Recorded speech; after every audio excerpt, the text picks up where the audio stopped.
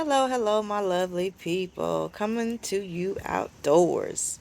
Want to try something a little bit different. I haven't filmed outside in a while, but this is in regards to a comment a subscriber had asked me about if they could do the notary, portion. They are a notary. Could they do the loan closing portion after their 9 to 5?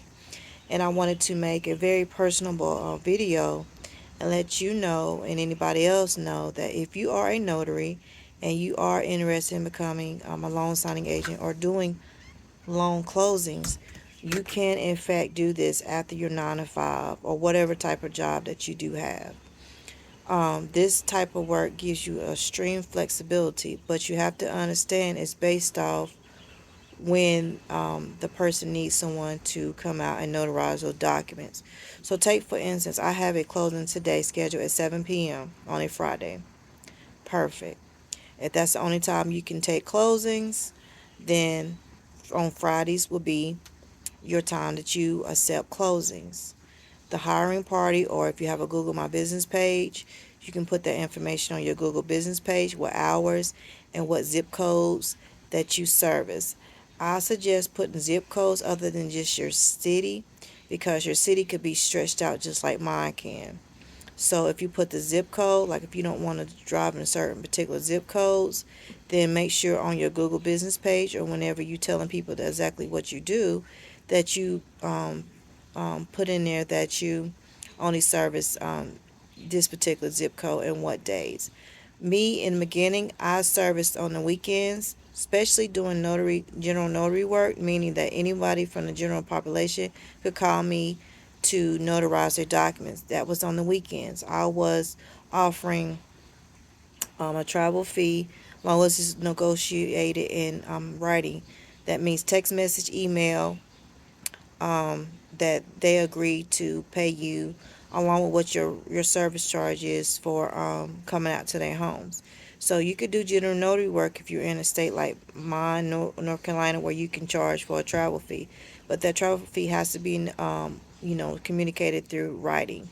You know what I'm saying? It has to be agreed upon in writing. So if you're not in North Carolina, I don't know what other states there are, but yes, you can do this type of work after your 9 to 5 if that's what you want to do. I wouldn't advise trying to do anything during your lunch break just because sometimes the numbers or sometimes the names, sometimes you might not get documents in time.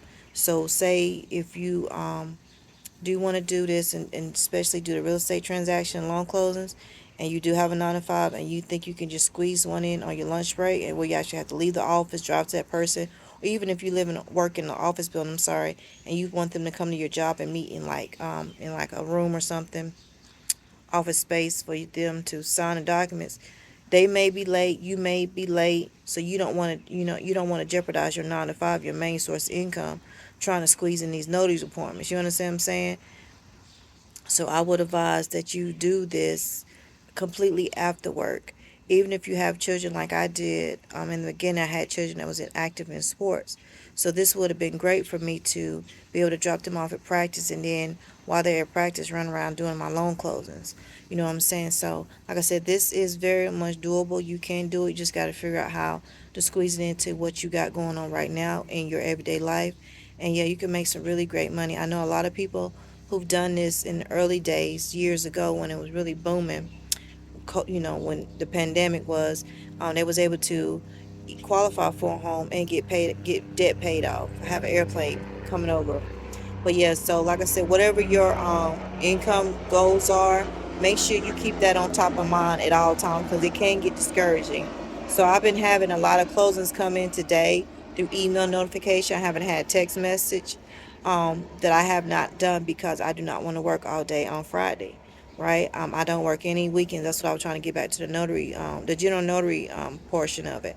I don't do anything on the weekends unless it's personal family member or friends. I do some notary work for them, but the general population, I just don't do that any longer.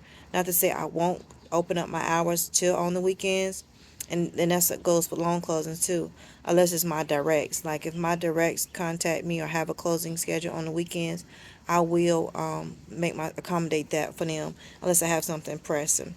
Because I want to spend, I want to enjoy life too. I want to be with my family and friends and go to family functions as well. So I don't want to just be working all the time.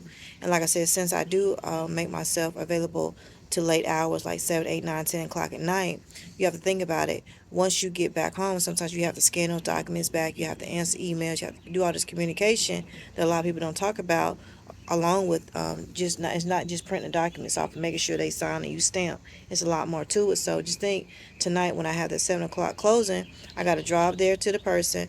I got to facilitate the signing. Then I got to drive back home. Then I got to scan the documents, email them back, do what I got to do. And then the next day, since the UPS FedEx store will be closed, that means that Saturday morning, I got to make sure I get up. I can't sleep too late. I got to get up and make sure I drop the documents off to make sure it makes drop. So that's stuff people don't talk about that you have to consider in the type of business. And also, you have to be familiar with where your drop off locations are, and make sure whenever you get those signings notifications, that you know if they need a same day drop or immediately drop after the closing. So it's a lot of stuff too. You have to be able to read and know. That's why I was saying don't do a lot of lunchtime closings. Just my opinion, because like if they need those documents dropped soon as the closing is finished, not scanned, just dropped immediately. Then if you got to go back to work and you can't be late, you know what I'm saying, or you got a type of job that's very strict like that, you can't be late, and them documents they need, and you don't get off the file, but they need them documents dropped at like 12 or 1 or 2, you know what I'm saying, or even scanned back. Sometimes they need them scanned back within 2 hours. So if you at work and you don't have a portable scanner, you can't use your office scanner. So it's just a lot of stuff people don't talk about. But yes, you can do this type of work and still have a full-time job. So a loan signing agent, I'm sorry, I didn't mean to mention loan signing agent, loan closing agent, not just a general notary public, but a notary public who does loan closings, do loan signings. Okay, so that's what we're talking about. That's what we're talking about. Loan closing, loan signings. So I hope that this helps, answers your questions. If you have any more other questions, please let me know. Don't hesitate. But yeah, it's just one of those days. I'm chilling on my front porch. I want to make this video. I told you I was going to make it and drop it today. So I hope that I could tag you back into this video and it helps answer your questions or reassure you about the possibility. But yes, I think you should. I know that you can because I do it. Just got to remember what your income goal is. If you want to make an extra $100 a day, $500 a week, $500 a month, whatever your goal is, make sure you're taking closings that'll help you get to your goal faster.